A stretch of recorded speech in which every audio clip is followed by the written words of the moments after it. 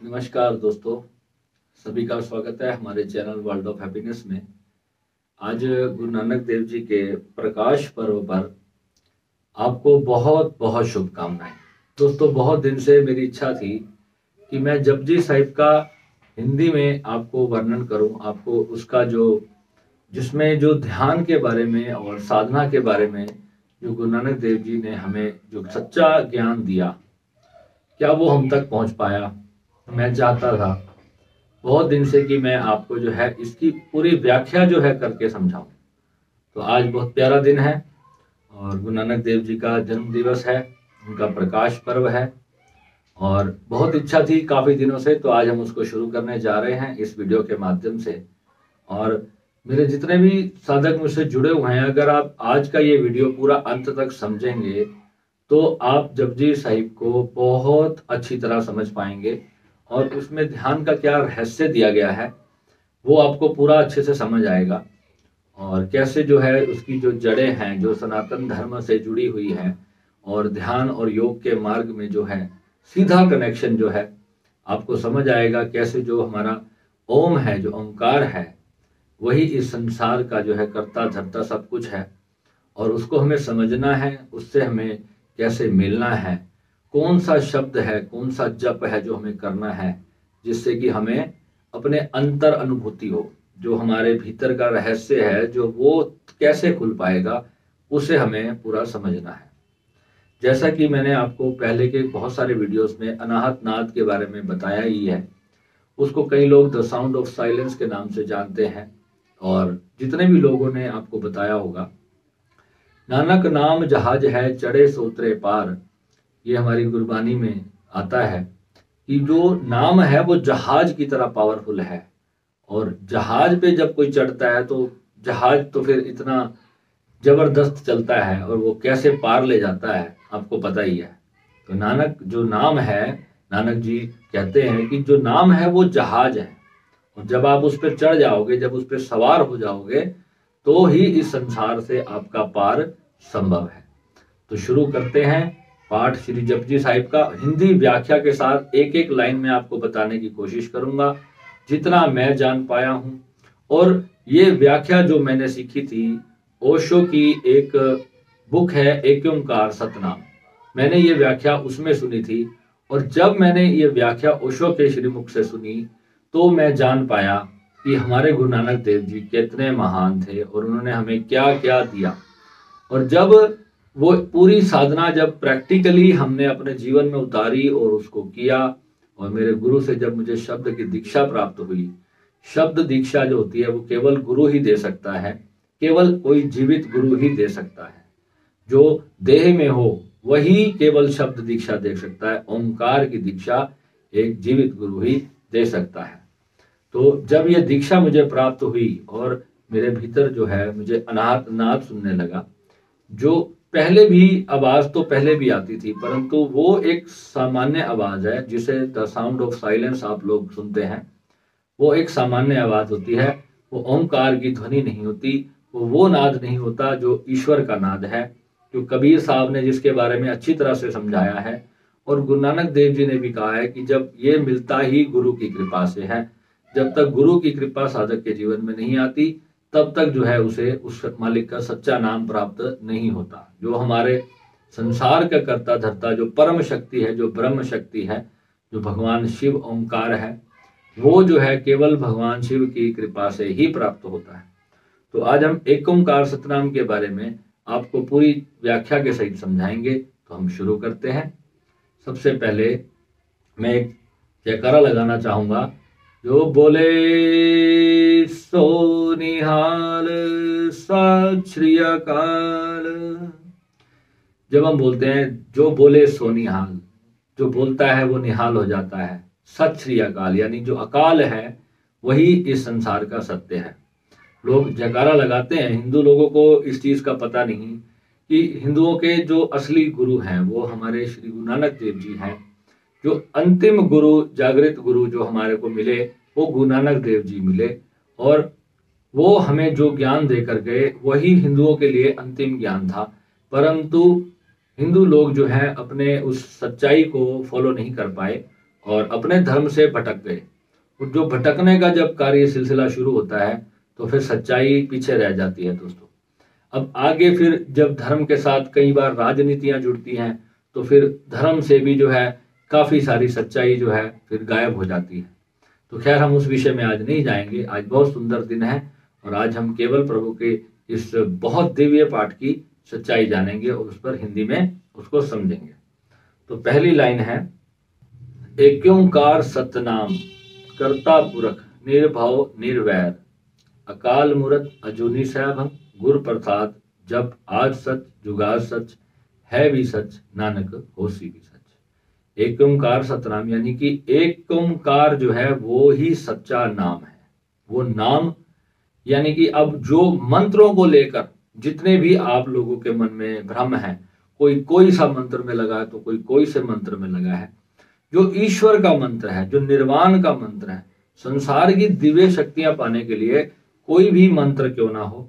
दोस्तों ये मैं जो व्याख्या है मैं आपको पहले बता दूं, ये मैं कम से कम 5, 7 या 10 पार्ट्स में बनाऊंगा, क्योंकि मैं इसको ऐसे नहीं बनाऊंगा कि बस जल्दबाजी में मुझे इसको खत्म नहीं करना। क्योंकि जो मैंने सुना है इसके बारे में, जो मेरी नॉलेज है, जो मेरा अनुभव भी इसमें साथ में जोड़ूंगा और जो मेरे पर्सनल एक्सपीरियंसेस हैं इन साधनाओं को लेकर, तो वो भी मैं आपको इसके अंदर सारी की सारी दूंगा। और 8-10 पार्ट्स में हम इसको आराम आराम से चलेंगे और बिल्कुल शुरू से लेकर अंत तक पूरा समझेंगे तो ही मजा आएगा। तो पहले जो लोग पूछते हैं ना, भैया मुझे कौन सा मंत्र करना चाहिए, क्या जाप करूं, किससे प्राप्त होगा, हर देवी देवताओं का अलग सिद्ध मंत्र होता है। जो जितने गुरुओं ने जिन मंत्रों को सिद्ध किया रहता है तो वो उसी प्रकार से जो है आपको मंत्र देते हैं। और वो जो मंत्र होते हैं, अगर वो गुरु के द्वारा सिद्ध किया गया मंत्र होता है तो केवल गुरु के देने मात्र से मंत्र की शक्ति आपके भीतर स्थापित हो जाती है। परंतु जो एक ओंकार सतनाम है, ये वो मंत्र है जो ना बोलने में आता है, ना सुनने में आता है, ना ही लिखने में आता है, ना ही पढ़ने में आता है। ये मंत्र एक ध्वनि है। जो इस ब्रह्मांड की इटरनल साउंड है वो एक ओंकार है, वही ओम है। अब यहाँ पर जो हम ओम का मंत्र का जाप करते हैं, जो हमारे 7वें और जो सहस्त्रार चक्र पे जब हम अपने ओंकार मंत्र का जाप करते हैं तो उससे केवल हमारा आज्ञा चक्र और हमारा सहस्त्रार जागृत होता है। नीचे के चक्रों के 7 मंत्र आपको पता ही होंगे, जो कि मूलाधार के लिए लम, स्वादिष्ठान के लिए वम, और ऐसे ही मणिपुर के लिए रम, अनाहत के लिए यम, विशुद्धि के लिए हम, और आज्ञा चक्र और सहस्त्रार के लिए ओम। तो ये जो मंत्र हैं ये हमारी कुंडलिनी शक्ति को जागृत करने के लिए होते हैं। परंतु जब कुंडलिनी हमारी जागृत होती है तो हमें समझना चाहिए कि कुंडलिनी क्यों जागृत कर रहे हैं और हम क्या प्राप्त करना चाहते हैं। क्या हम संसार से पूरी तरह से विमुख होकर के वैराग्य की स्थिति में जाकर के अपने अंतिम आत्म साक्षात्कार को प्राप्त करना चाहते हैं, और क्या हम उसके लिए सभी कीमतें चुकाने के लिए तैयार हैं। जो संसार में छूट जाएगा, यानी कि रिश्ते नाते मोह बंधन स्वार्थ लेना देना झगड़े फसाद, वो सब चीजें क्या कोई छोड़ने के लिए पूरी तरह तैयार है? तो ही उस व्यक्ति को इस मार्ग में आना चाहिए। और जो लोग सिर्फ भक्त बने हुए हैं कि भक्ति करने से मुझे प्राप्त हो जाएगा, तो ऐसा बिल्कुल भी नहीं है। जब तक चिति शक्ति हमारे भीतर सोई रहेगी तब तक दोस्तों कुछ भी प्राप्त नहीं होगा। तो देखो, एक शब्द आता है एक ओंकार, तो उसके ऊपर भी कितना बोलना पड़ता है। तो जब पूरी व्याख्या करनी होगी तो समय तो लगेगा, तो उसको प्यार से सुनना। ओंकार जो है सतनाम, गुरु नानक देव जी ने जो कहा है मैं वो समझा रहा हूं आपको। गुरु नानक देव जी ने कहा कि एक ओंकार सतनाम, कि ओंकार जो है वही सच्चा नाम है, इसके सिवाय और कोई मंत्र ईश्वर का नहीं। और वो जो मंत्र, जब शब्द आता है मंत्र, तो हम सोचते हैं कि मंत्र जो होगा वो हमें जाप करना पड़ेगा, बोलना पड़ेगा। जाप करने वाले जितने भी मंत्र होते हैं दोस्तों, वो केवल उस ऊर्जा को प्राप्त करने के लिए होते हैं। पर जो ध्वनि स्वयं ही संसार को रचने वाली, या खुद स्वयं ही जो ये संसार है, उसको कोई सिद्ध कैसे कर सकता है? उसे कभी कोई सिद्ध नहीं कर सकता। वो तो स्वयं ही एक महाशक्ति है, और वही हम हैं, वही ब्रह्मांड है, वही ये धरती आकाश नभ जो भी आप देख रहे हो, वही सब कुछ जो है उस ध्वनि से निर्मित हुआ है। अब आगे आगे इसमें हम पढ़ेंगे, सब कुछ आएगा, आपको पूरा समझ आता जाएगा कि कैसे कैसे जो है वो ध्वनि कार्य करती है। तो आज पहले पार्ट में आपने ओंकार के बारे में जाना कि ओंकार जो है वो सच्चा नाम है। एक ओंकार सतनाम कर्ता पुरख। कर्ता पुरख यानी कि उसको पुरख कह दिया, पुरुष रूप में कह दिया कि वही एक पुरुष है, बाकी जो है सब उसकी स्त्री शक्ति है, नारी शक्ति है। जैसे हमारे सनातन में कहा गया कि शिव ही करता है और बाकी शक्ति जो है उसकी संचालित, जो पूरे ब्रह्मांड को करती है वो शक्ति है। कर्ता पुरुष ओंकार, ओंकार यानी शिव। अब ओम है जो, वही हमारे में कहते हैं ना, ब्रह्म प्रणवाक्षर में शोभित ये तीनों एकाग्र, ओम शिव ओमकारा, उसको बोलते हैं ना हम, ओम शिव ओमकारा कह देते हैं, उसको हम शिवत्व कह देते हैं कि जब हम उस रूप में हैं तो हम शिवत्व को प्राप्त हो गए।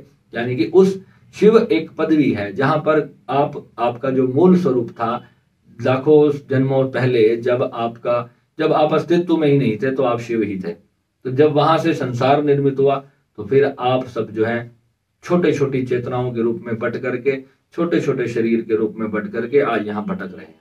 और हम सब भटक रहे हैं, इवन मैं भी भटक रहा हूं।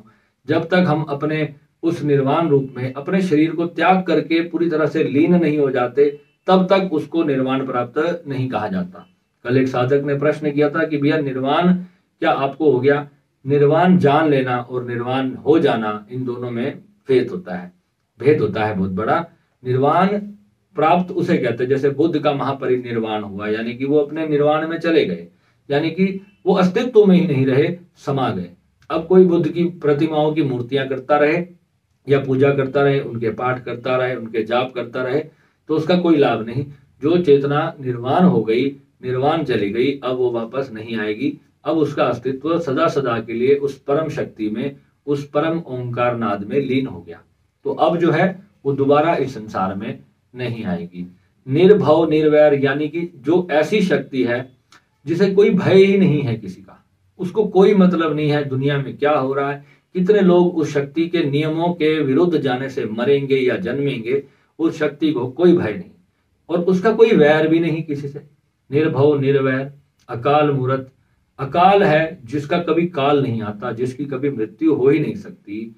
अजूनी जानी, वो अपने किसी शरीर में ही नहीं आता, यानी वो जो नाम है, वो शब्द है अजून। जून बोलते हैं, जैसे हम कहते हैं ना 84 लाख जून भुगती, अजूनी जो जून में आया ही नहीं। तो पंजाबी जितने भी हमारे लोग हैं वो इस भाषा को बड़ी जल्दी समझ लेते हैं, परंतु कुछ मेरे बहुत सारे ऐसे भारत में व्यूअर्स हैं जिनको, जैसे बिहार वगैरह से गुजराती जो लोग हैं, उनको ये भाषाएं समझ में नहीं आती, पर वो जानना चाहते हैं। अजूनी साहबन गुरु प्रसाद, अब यहाँ पर ये देखो शब्द, जब गुरु प्रसाद शब्द आता है ना, तो यही पूरा भेद छिपा है। अब मैं किसी रिलीजन के खिलाफ नहीं जाना चाहता, कोई भी जब कहता है कि देहदारी गुरु जो है नहीं होना चाहिए, तो ये वहां पर थोड़ा सा कंफ्यूजन, सनातन धर्म ने इसको स्वीकार नहीं किया। सनातन धर्म कहता है कि जो देहदारी गुरु होता है वही शब्द की दीक्षा दे सकता है, और ये अक्षर सनातन धर्म के अकॉर्डिंग और मेरे अपने अनुभव के अकॉर्डिंग, मेरी जो गुरु द्वारा जब मुझे ये दीक्षा प्राप्त हुई है, तो उसके बाद मैं कहता हूं कि वही दीक्षा प्राप्त होने के बाद ही किसी को साक्षात्कार हो सकता है। ठीक है। अब और कोई रिलीजन अगर किसी को मान्यता मानता है तो वो उसका अपना निजी फैसला है और उसका वो पूरा अधिकारी है और उसको पूरा हक है, वो अपनी कैसी भी भावना से, हमारी रामायण में कहते हैं हरि व्यापक सर्वत्र समाना, प्रेम ते प्रकट होई मैं जाना, यानी कि वो प्रेम से भी प्रकट होता है। अगर हम सिर्फ भक्ति भाव से ही, अपने सच्चे मन से जब हम ईश्वर की भक्ति करते हैं तो भी जो है हमें ईश्वर स्वयं बिना गुरु के, बिना देहदारी गुरु के भी हमारे भीतर प्रकट हो जाता है। तो वो असली भक्ति होती है जब इतने भावना से कोई प्रेम भक्ति करेगा। पर आज की दुनिया में ऐसी भक्ति बहुत रेयर दिखने को मिलती है।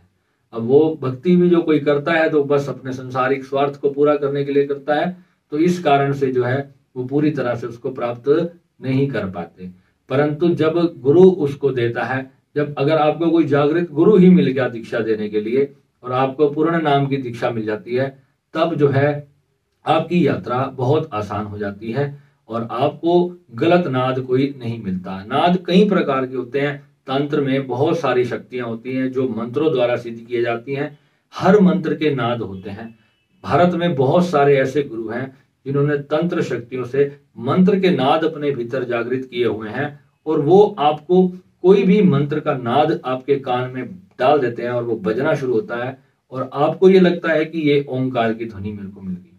ओंकार का जब नाद आपको मिलता है वो बहुत पीसफुल होता है, वो कभी भी आपको कष्ट नहीं देता। जो बाकी तंत्र की शक्तियां होती हैं वो बहुत विषम होती हैं, और आपको, जितने भी लोग मुझे कहते हैं ना भैया मेरी कुंडली जागृत हो गई है और सर में भयंकर दर्द है, तो मैंने इस गुरु से दीक्षा ली। ध्यान रखना, जो भी गुरु अपने आप को महा अवतार बताता हो, अवतार शब्द जिस गुरु ने भी अपने आगे लगा दिया वो गुरु पूर्ण नहीं होता।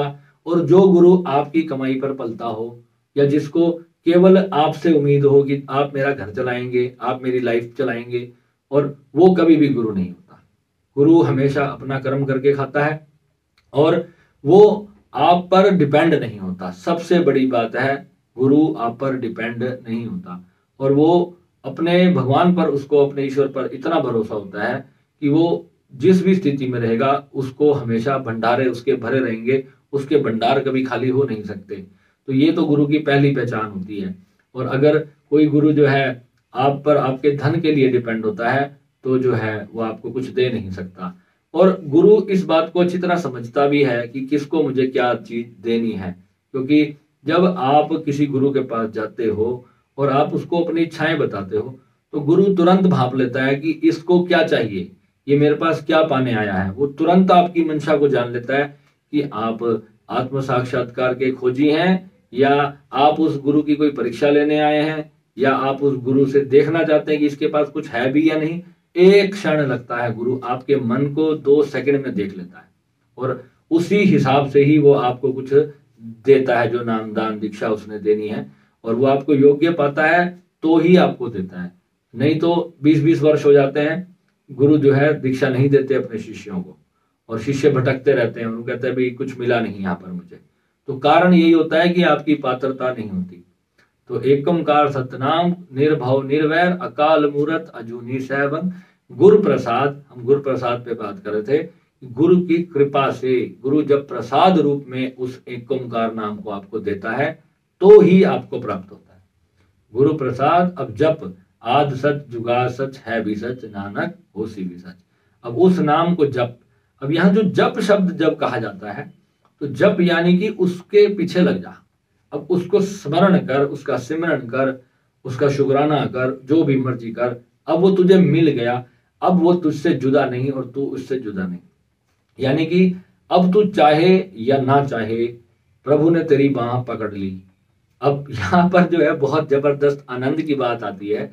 जिसको एक बार दीक्षा हो जाती है, जब गुरु जब किसी को दीक्षा दे देता है ना, तो फिर गुरु ने उसको पकड़ लिया। जैसे एक भेड़े होती है, कहते हैं हमारे, मैं जब गुरुओं से कथा सुनता था तो मैं आपको वही एग्जाम्पल ही मेरे दिमाग में अपने आप आ जाते हैं कि हम सब गुरु की भेड़े हैं, और भेड़ इतनी सारी को चरा रहा है। अगर एक भेड़ इधर उधर भाग जाती है, जैसे कि जो कोई नालायक भेड़ होती है वो इधर उधर भागती है, तो गुरु उसको उठा करके अपने कंधे पे रख लेता है, अपने कंधे पे रख लेता है और फिर चलता है कि ये ना भाग जाए।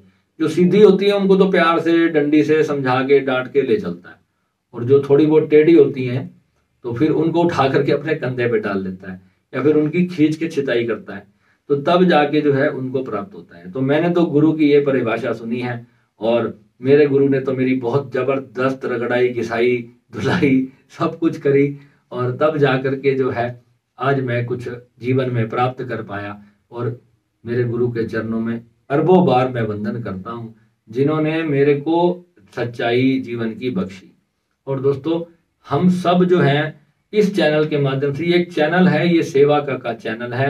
यहाँ पर मैंने अगर अपना जीवन यहाँ समर्पित किया है दोस्तों, तो मेरा भाव सिर्फ इतना ही है कि मेरे मरने के बाद भी इस चैनल से लोगों तक सच्चाई पहुंचती रहे।